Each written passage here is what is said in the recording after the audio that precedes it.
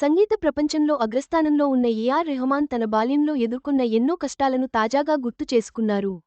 తల్లిదండ్రులను ఇంటినుంచి వెళ్లగొట్టడం, 9 ఏళ్ల వయసులో తండ్రిని కోల్పోవడం వంటి చేదు అనుభవాలను వెల్లడించారు. ఈ విషాదం నుంచి కోలుకోవడానికి తనకు చాలా ఏళ్లు పట్టిందని తెలిపారు. సంగీత ప్రపంచంలో చిరస్థాయిగా నిలిచిపోయే పేరు ఏఆర్ రెహమాన్. ఎన్నో సినిమాలకు అద్భుతమైన సంగీతం అందించిన ఆయన బాల్యంలో ఎన్నో కష్టాలు చూశాడు. వాటిని తాజాగా ఓ ఇంటర్వ్యూలో గుర్తు చేసుకున్నాడు. ఏఆర్ రెహమాన్ మాట్లాడుతూ, చిన్నప్పుడు నేను ఎన్నో కష్టాలు అనుభవించాను. నానమ్మ మరణం, నాన్న మరణం, ఈ రెండూ మా జీవితాలను కుదిపేశాయి. నాన్న చనిపోయినప్పుడు నాకు 9ఏళ్లే. ఎన్నో అవమానాలు. ఒంటరి తల్లిగా అమ్మ ఎన్నో బాధలు భరిస్తూ మమ్మల్ని పెంచింది. ఎన్ని అవమానాలు ఎదురైనా సరే కుంగిపోకుండా మమ్మల్ని ముందుకు నడిపించింది. నా బాల్యం అంతా చెన్నైలోనే గడిచింది. నేను అక్కడే పుట్టాను.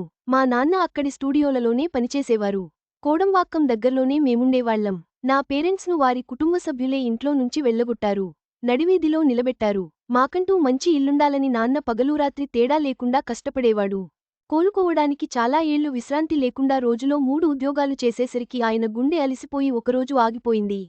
ఈ విషాదం నుంచి కోలుకోవడానికి నాకు చాలా ఏళ్లు పట్టింది అని చెప్పుకొచ్చాడు. ఏఆర్ రెహమాన్ చివరగా ధనుష్, కృతి సనన్ల, తేరే ఇష్క్ మే సినిమాకు సంగీతం అందించాడు. ఈ సినిమా నవంబర్ 28న విడుదల కానుంది.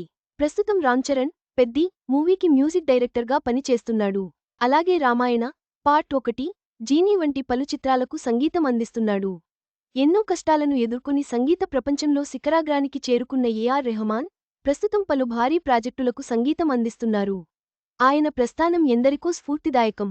ఈ వీడియో మీకు నచ్చినట్లయితే లైక్ చేయండి. మీ స్నేహితులకు షేర్ చేయండి. మా ఆంధ్రవిలాస్ ఛానల్ను సబ్స్క్రైబ్ చేసుకోండి.